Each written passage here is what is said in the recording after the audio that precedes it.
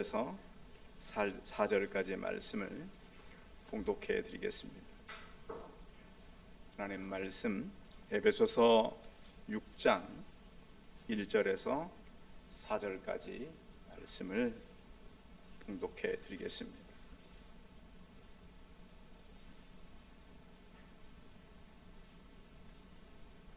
자녀들아, 주 안에서 너희 부모에게 순종하라. 이것이 옳으니라. 내 아버지와 어머니를 공경하라. 이것은 약속에 있는 첫 계명이니 이로써 내가 잘되고 땅에서 장수하리라. 또 아비들아, 너희 자녀를 노엽게 하지 말고 오직 주의 교훈과 훈계로 양육하라. 아멘. 옆 사람과 서로 인사하겠습니다. 만나서 반갑습니다. 어버이 주일에 오신 우리 성도님들을 주의 이름으로 환영하겠습니다.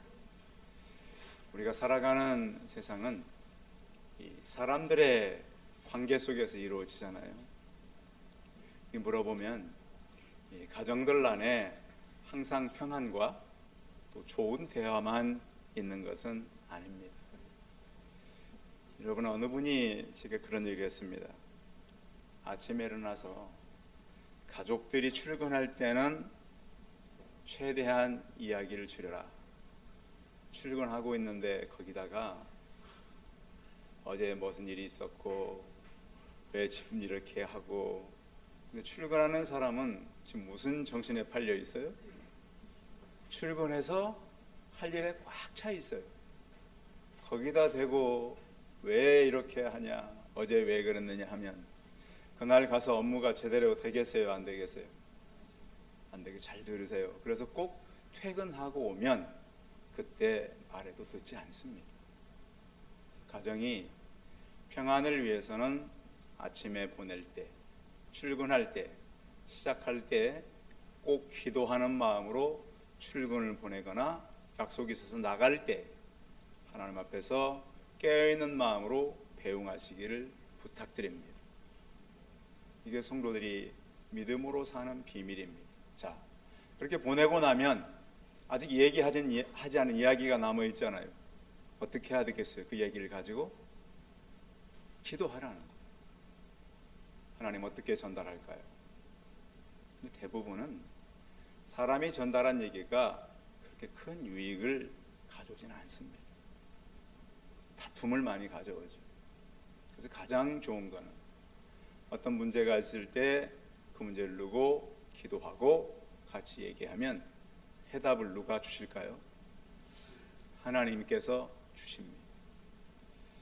가끔씩 이제 저를 찾아오시는 분들이 있어요. 물어보면 그걸 좀 들었더라면, 제 얘기를 좀 들었더라면, 이렇게 말하는 분들이 계세요.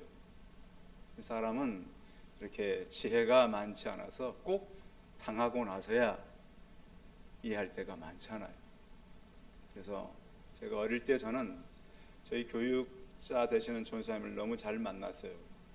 뭐라 그러시냐면, 너가 힘든 일이 있으면 목사님을 꼭 찾아가라. 그분 전사님이셨지만 제게 그러셨어요. 전 다행히 그래서 좋은 어른들을 만나셨고, 지금도 마찬가지예요. 그분들에게 물어서 인생을 결정하니까 제가 그렇게 많은 고민을 안 해도, 그렇게 많은 방황을 안 해도 좋은 해답을 주셨다. 아시겠죠? 두 가지 얘기했는데 기억하십니까? 하나는 뭐 할 때는 조용히 보내라. 출근할 때, 누구를 만나러 갈 때 조용히 보내라. 이게 지혜입니다. 또 하나는 급한 일이 생기면 누구를 찾아가라. 그렇습니다. 우리에게 말씀이 있잖아요. 기도하면 하나님께서 좋은 지혜를 제게 주십니다. 그래서 성도님들께서 꼭 그 마음을 가지고 힘든 일이 있거나 어려운 일이 있으면 꼭 전화로라도 기도 부탁을 주시면 감사하겠습니다. 왜냐하면 우리 성도들이 지금까지 저를 만나서 안 지나간 사건이 있었나요? 이것은 도저히 목사님 못 넘겼어요. 다 지나셨죠. 다 지나시고 오늘까지 우리는 살아왔습니다. 앞으로도 그렇습니다. 우리가 같이 그 문제를 놓고 기도하면 어떤 문제를 할지라도 하나님은 이겨 가신다라고 하는 겁니다. 그 왜 이제 제가 이런 말씀을 드리냐면, 우리가 세상에 살면서 가장 중요한 것이 바로 가족이기 때문입니다. 자, 가족은 관계가 좋은 사람도 있지만 안 좋은 사람이 있어요, 없어요? 있어요. 저희도 부모님 다 떠나시고, 저는 이제 늘 어버이날이 오면은 뭐 할 곳이 없다, 제가 전화 드릴 곳이 없다. 작년까지는 그래도 장모님이라고 계셨는데 다 떠나버리니까 어버이날 전화를 드릴 어버이가 없어요. 여러분, 부모님들이 계실 때 전화도 드리고 또 찾아뵙고 그러십시오. 그래서 하나님께서는 이 가족이라고 하는 끈을 굉장히 크게 주셨는데, 그래서 불효자는 언제 운다고요?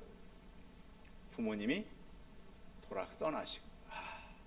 그때 부모 얘기가 맞았던 거예요, 틀렸던 거예요? 다 맞는 얘기였는데 나는 들었어요, 안 들었어요? 안 들었어요. 다 거부한 거예요.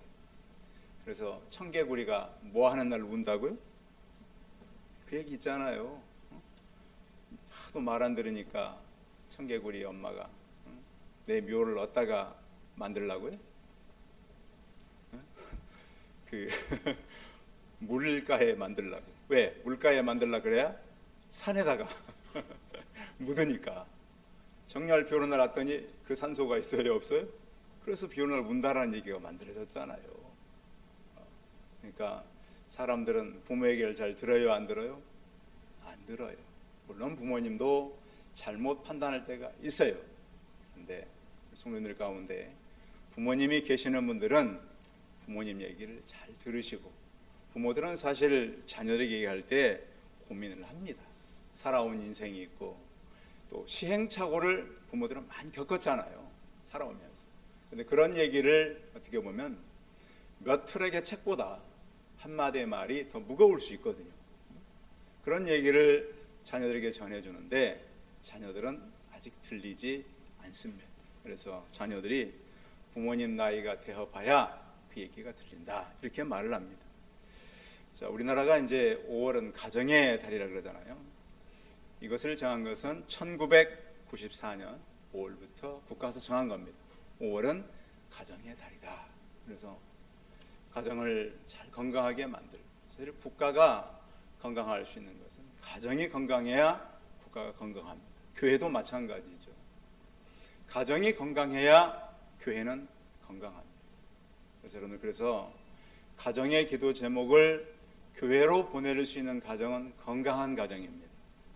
그런데 가정의 기도 제목을 교회로 가져오지 못하고 밖으로 가지고 간다. 건강해요, 건강치 못해요? 건강치 못합니다. 우리 주변에 많은 이런 상황이 벌어지고 있기 때문에 그런 거예요. 여러분들, 그래서 가정의 기도 제목이 있으면 꼭 교회로 가져오시기 바랍니다. 그때는 그 얘기가 맞는 것 같지만 지나보면 땅을 치고 후회를 해요. 그래서 하나님은 가정을 굉장히 중요하게 생각했다. 하나님도 왜 천지를 창조하시고 나서 제일 먼저 가정을 만드셨을까요? 뭐가 중요하니까? 가정이 중요하니까. 특히 하나님을 섬기시는 분들은, 하나님을 만난 분들은 가정 위주로 모든 것을 해가야 돼요. 그리고 지혜로운 아내들은 결정권을 누구에게 많이 미룬다? 남편에게. 왜? 두 사람이 맞서면 결정이 돼요, 안 돼요?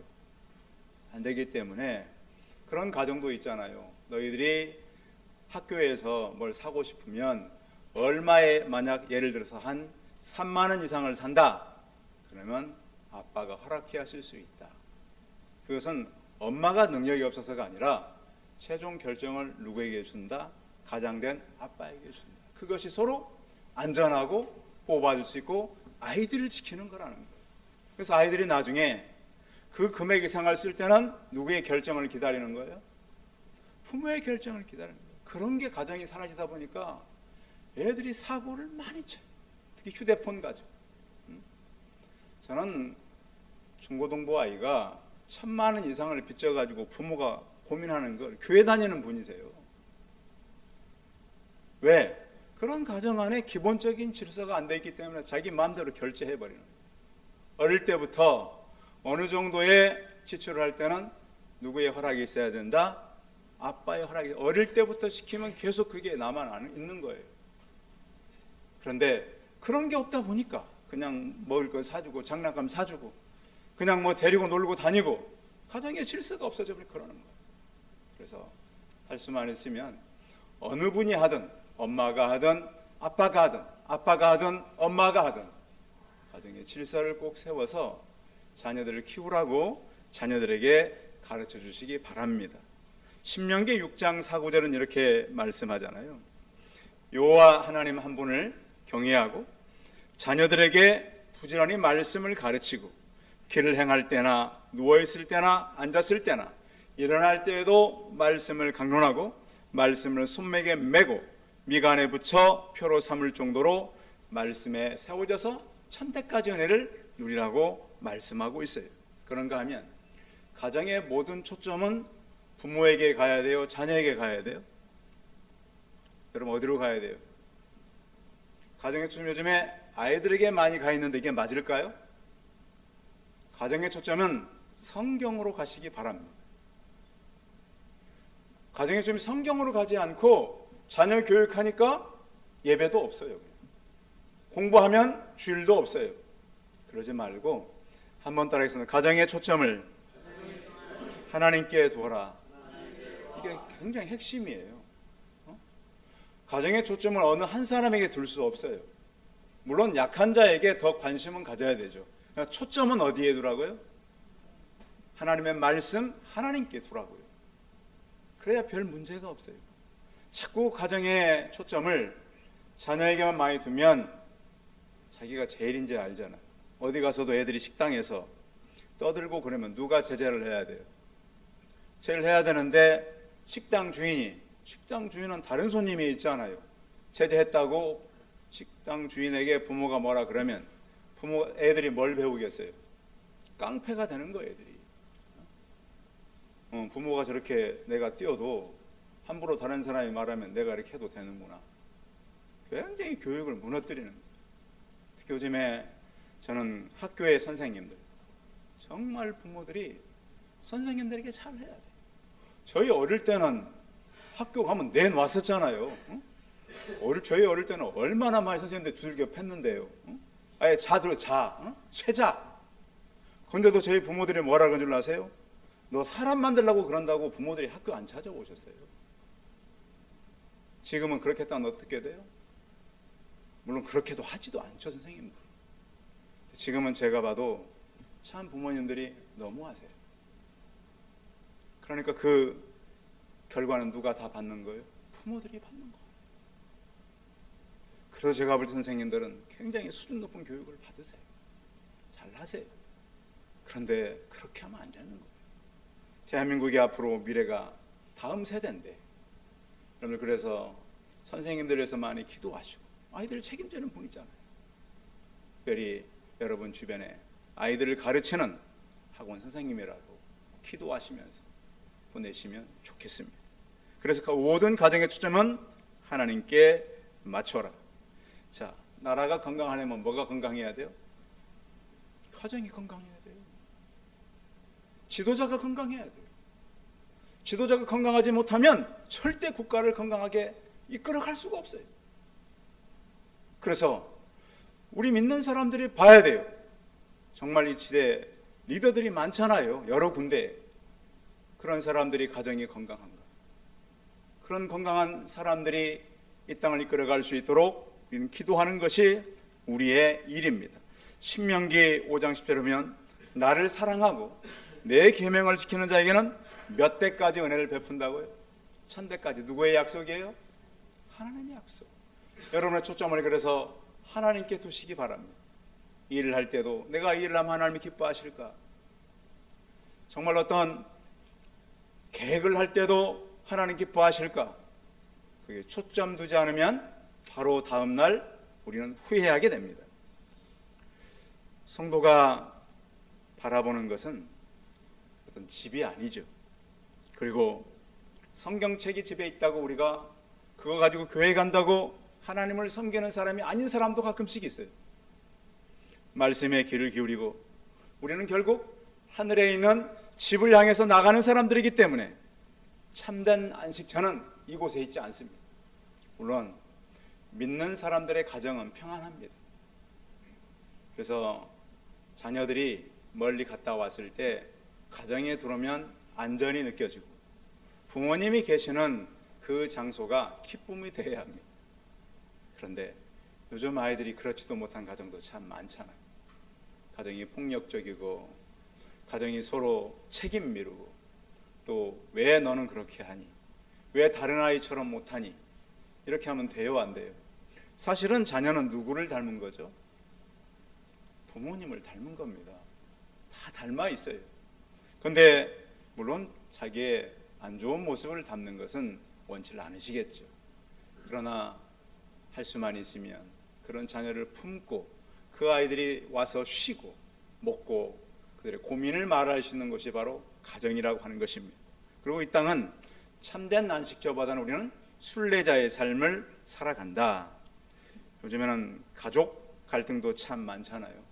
살아가면서 교회를 다니면서도 갈등이 많아요. 그래서 어떤 분들은 아침에 같이 차 타고 교회 와가지고 오후에 갈 때는 어떻게 가요? 한 분은 택시 타고 가요. 왜? 교회 예배 드리고 나서 싸워가지고. 다른 교회 얘기 아니잖아요.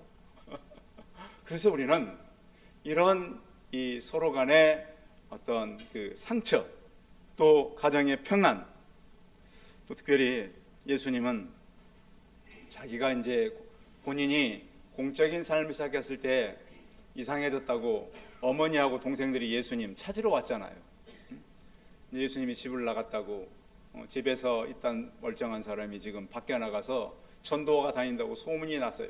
그래서 어머니하고 동생들이 찾으러 와서 예수님은 이렇게 말씀했어요. 마태복음 12장 50절 누구든지 하늘에 계신 내 아버지 뜻대로 하는 자가 내 형제요 자매요 어머니이니라 하시더라. 여러분, 믿음의 어머니들이 여러분의 어머니입니다. 믿음의 형제들이 우리 형제입니다. 보면 저희 형제도 6형제가 있는데요, 실제 피를 나눈 형제보다 믿음의 형제, 또 교회 안에서 만난 제자들이 우리 형제보다 훨씬 가깝다는 거 아십니까? 그렇게 저희가 살거든요. 그래서 이 성경 말씀이 맞는 거예요. 그래도 우리가 피를 나눈 게 더 진하겠지. 물론 좀 진할 수는 있어요. 그러나 신앙생활 하다 보면 결국은 형제보다 부모보다 더 가까운 분들이 바로 성도라고 하는 사실을 잊지 않길 바랍니다. 저희 교회가 시작될 때 저희 부모님이 다 계셨어요. 그런데 저희 교회 부모님보다 제가 알고 계신 믿음의 어머니들, 제가 알고 믿음의 형제들이 훨씬 더 많이 관심 갖고 사랑을 쏟았어요. 그래서 여러분들도 마찬가지, 교회 안에서 굉장히 가까운 믿음의 부모들, 믿음의 형제들을 만나서 그들과 함께 믿음으로 살아가시길 바랍니다. 자, 우리는 오늘 왜 부모를 공경해야 되는지, 오늘 성경 말씀은 이렇게 말씀하고 있습니다. 1절 같이 읽어볼까요? 1절 시작. 자녀들아, 주 안에서 너희 부모에게 순종하라. 이것이 옳으니라. 순종하라, 이것은 명령이죠. 누구의 명령이에요? 하나님의 명령이에요. 근데 순종하라 이 말의 의미는 일치해라 이 말이에요. 일치해라. 자, 부모님과 어떻게 해라? 일치해라. 자, 여러분들, 이 말씀이 나랑 안 맞을 수 있어요. 부모님은 이렇게 하는데 나랑 일치하지 않을 때가 있어요. 그것은 믿음을 떠났을 때예요. 그러나 믿음 안에서 부모님들이 말씀할 때는 따라서 일치하라는 거예요. 순종을 하란 말이에요. 일치하란 말 아시죠? 줄 설계할 때 줄 맞추어 서라는 거예요. 부모가 말한 대로 들으라는 거예요. 안 들으면 인생이 너무 힘든 거예요. 근데 사람은 이 얘기를 잘 안 해요. 그리고 또 하나는 순종하라 이 말 속에는 숨겨있는 말이 뭐냐면 부모님의 의중을 미리 알아란 말로 들어있어요. 자, 사람은 지혜가 있어요, 없어요? 있어요. 그래서 지혜로운 자녀는 부모의 의중을 잘 알아요, 몰라요? 알아요. 부모님의 취향, 부모님이 좋아하는 음식, 부모님이 좋아하는 분위기, 이런 걸 자녀들은 잘 알아요. 그런데 다 어른이 돼가지고도, 성령이 돼서도 부모님의 취향을 모르고 산다면 잘못되게 자란 거예요. 우리 부모님은 뭘 좋아하고, 우리 좀 어떻게 할 때 기뻐하고, 이런 걸 알으라는 얘기예요. 그냥 무조건 말하면 들으라, 그 얘기가 아니에요. 부모님에게 일치해라. 신앙 일치를 말하겠죠. 신앙 일치. 그리고 부모의 의중을 미리미리 좀 알아라. 그러니까 성경을 깊이 읽으셔야 해요. 부모님의 의중을 알게 나면 어때요? 부모님 이런 거 좋아하시지. 오늘도 우리 주일학교 아이가 그랬어요. 그저께 엄마랑 꽃 사가지고 외할머니 집에 갔다 왔대요. 내가 그렇지 맞지. 꽃은 우리가 키우지 못하니까 사가야지. 그런 것들이 별거 아니지만, 그런 것들로 인해서, 자, 부모님들은 자녀가 뭐 해오면 첫 마디가 반가워해요, 좀 거절해요? 부모님들 어떠세요? 막 반가워하세요? 왜 해왔냐 그러시잖아요. 그렇잖아요. 근데 그것은 다 부모님들이 사실은 미안함 때문에 그렇습니다. 뒤에 가서는 어때요? 애들 잘 키웠다, 이렇게 말합니다. 앞에서는 그러지만 뒤에 가서는 자랑하십니다. 그래서 부모의 의중을 잘 아시기 바랍니다. 그리고 순종하라, 이 말 가운데는 우리가 부모님의 영혼을 생각하라, 이 의미도 들어있어요. 부모님 뭘 생각하라고요? 제가 아는 한 분은 어머니가 늦게 예수님 그리스도를 영접했는데 너무 기뻐하더라고요. 가슴이 어떻다고? 터져버릴 것 같다. 기쁘거든요, 진짜. 기도하고 고민했는데 드디어 부모님이 교회를 오게 된 거예요. 너무 기쁜 거예요. 이것이 바로 순종하는 거예요. 그런데 예수님 당시에는 이 자녀들이 어떻게 살았냐? 자, 같이 공동체를 이루어 살았으니까 1세기 때도 부모님의 소유가 있었을 거 아니에요. 그것을 가지고 부모님께 드리지 않고 고르반이라고 하는 제도가 있어서, 그 고르반은 부모를 효도하는 거였어요. 근데 그 고르반은 어떻게 했냐면, 이것은 하나님께 드렸습니다 하고 하나님께 안 드리고 누구랑 짜냐면 제사장들이랑 짜는 거예요. 그리고 뇌물을 제사장들이 받고 이것은 하나님께 드려진 것입니다. 그리고 나눠 갖는 거예요. 부모님께 안 드리고. 그래서 예수님이 악하다고 말하는 이런 제도. 그래서 내 부모에게 순종하라 그러는 거예요. 잘못된 지도자들의 얘기를 듣지 말고 부모님께 순종하라. 또 신앙이 부모님들이 좋으신 분들은 부모님의 신앙 유산을 잘 이어가시기 바랍니다. 그때에는 별거 아닌 것 같지만 후에는 다 감사하게 됩니다. 왜냐하면 신앙의 대를 이어갈 때마다 우리는 그런 것들이 하나님의 역사로 드러나기 때문입니다. 그런데 나는 예수를 믿는데 부모님이 믿지 않으면 그 영혼들을 위해서 기도하시기 바랍니다. 돌아올 수 있도록. 그리고 특별히 부모님이 돌아오지 않으면 눈물을 흘리며 기도하시기 바랍니다. 그리고 또 하나님께서 우리에게 이 하시는 일 가운데 부모 공경의 3가지 아이템 드리겠습니다. 자, 부모님이 계신 분들은 꼭 부모님이 필요할 때 물질도 드리시기 바랍니다.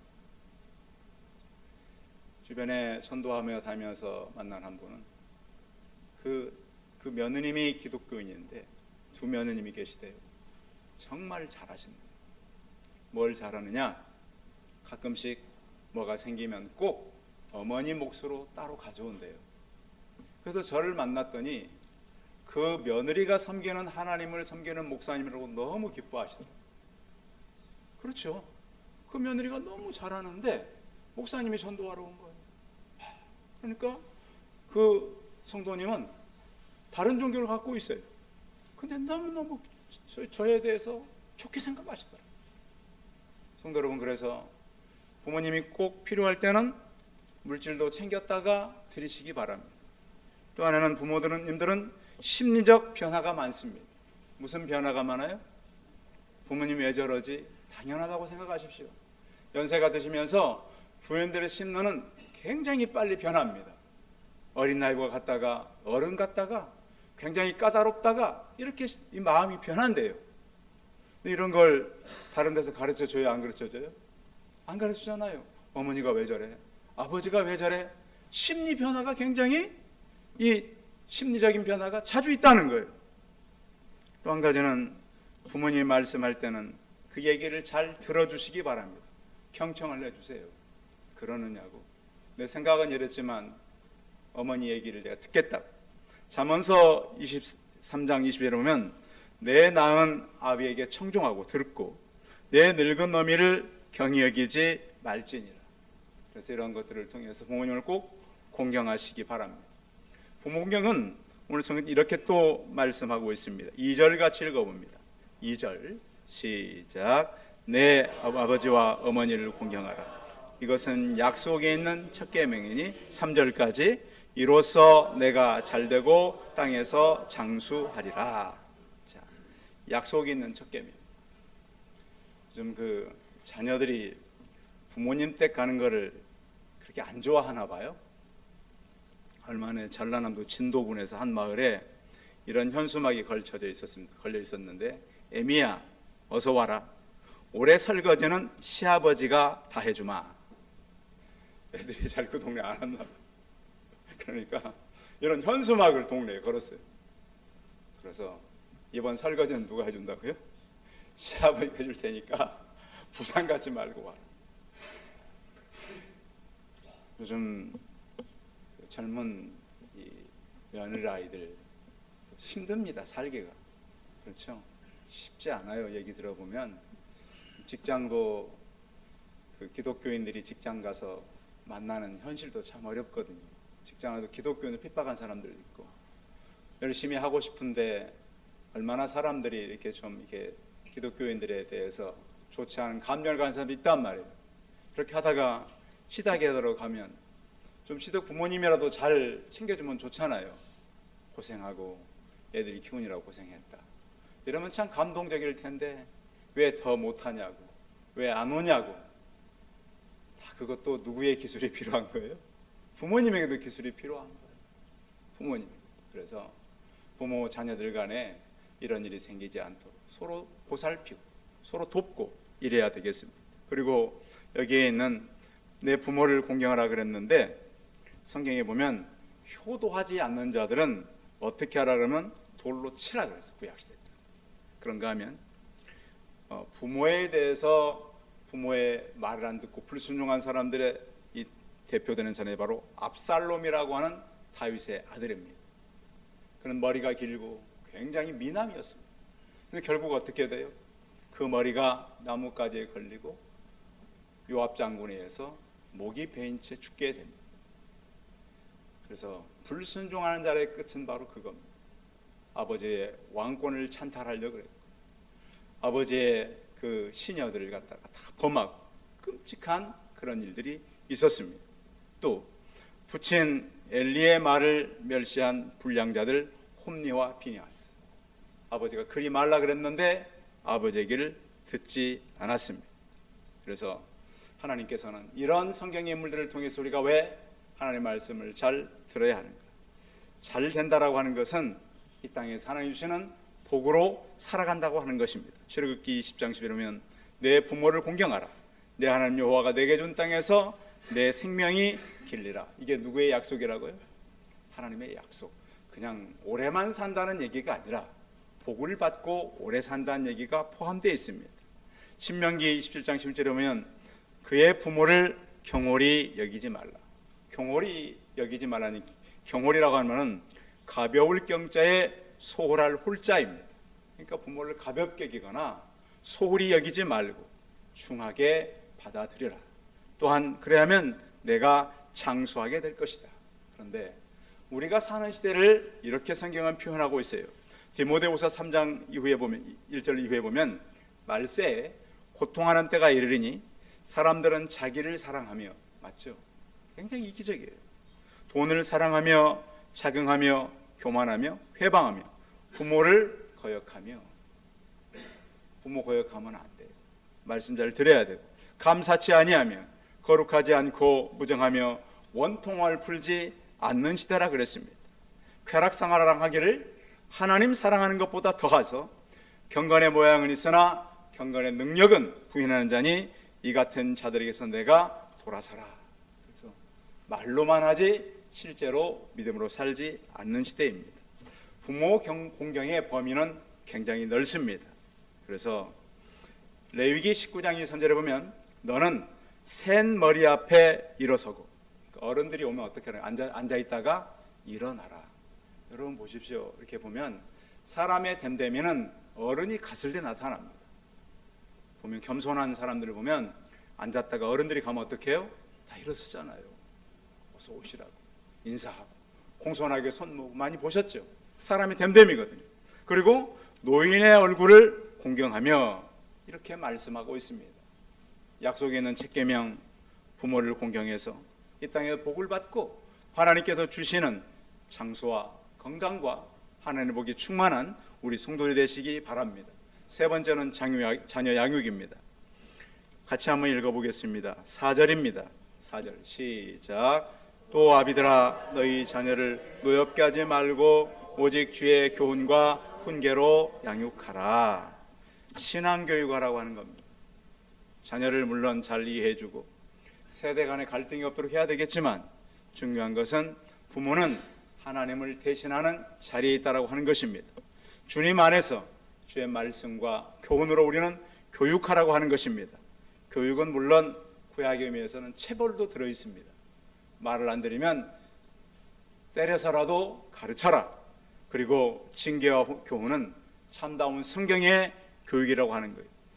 훈계라고 하는 것은 잠언서에 보면 꾸짖고 때려서라도 교육시키면 지혜를 얻게 되지만 제멋대로 내버려 두면 어머니를 욕되게 한다 그렇습니다.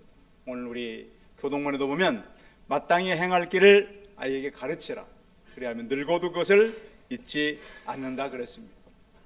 교회 성도들의 가정은 두 가지 모습이라 그럽니다. 하나는 어떤 가정은 성을 쌓는 가정이 있대요. 성을 쌓아. 우리는 이렇게 잘하고 이것으로 살아가고. 근데 어떤 가정은 길을 내며 가는 가정이 있대요. 성을 쌓게 되면 물론 외부의 보호는 받겠죠. 평안할 수 있겠죠. 고립된다는 거예요. 그러나 길을 내면 고립되지 아니하고 광야에도 길을 낼고 인생의 길을 내간다라는 거예요. 성경은 이렇게 말씀하고 있어요. 가서 너희에게 모든 족속으로 제자를 삼고 내가 너에게 분부한 모든 것을 가르쳐 지키게 하라 그랬습니다. 주의 교훈과 훈육은 가정에서만 아니라 온 땅으로 퍼져 나가야 합니다. 우리는 우리의 어떤 지금까지 가지고 있는 것을 가지고 단단한 성을 구축하는 것이 아니라 예수 그리스도의 길을 내고 가는 인생이 되어야 합니다. 그래서 오늘 우리는 우리가 기도하고 그들을 바른 길로 인도할 사람들의 명단을 적게 될 것입니다. 같이 한번 기도하고 텐작정하겠습니다. 전능하신 하나님, 믿음의 가정은 말씀의 가정입니다. 부모 공경하고 약속 있는 첫 계명을 믿고 자녀들을 주의 교훈과 훈계로 양육할 수 있는 우리가 되게 하여 주옵소서.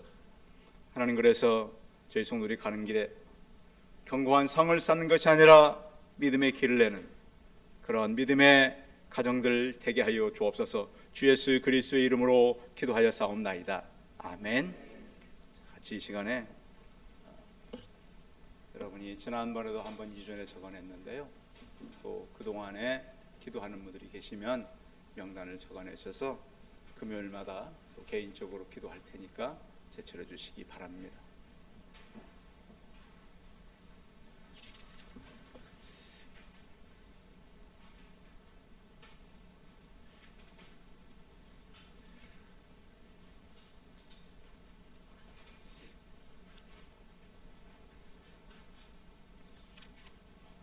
한주를 좀 해주시죠. 네.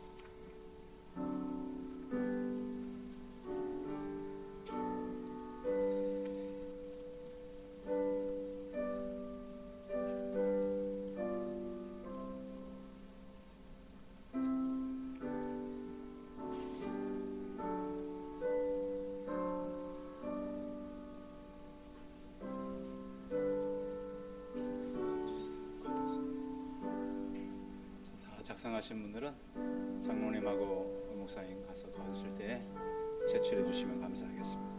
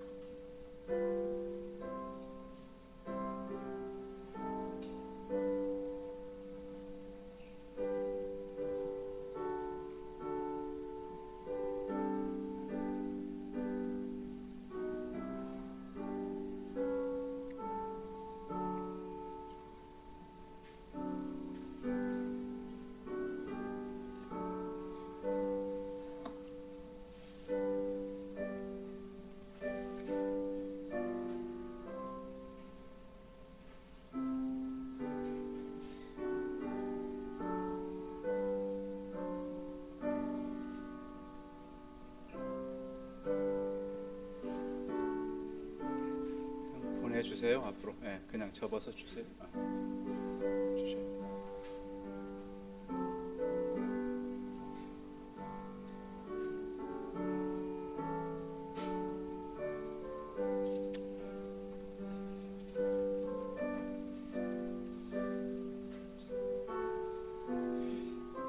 이 이름은 금요 기도회 때 또 개인적으로 기도하겠습니다. 광고 말씀 드리겠습니다.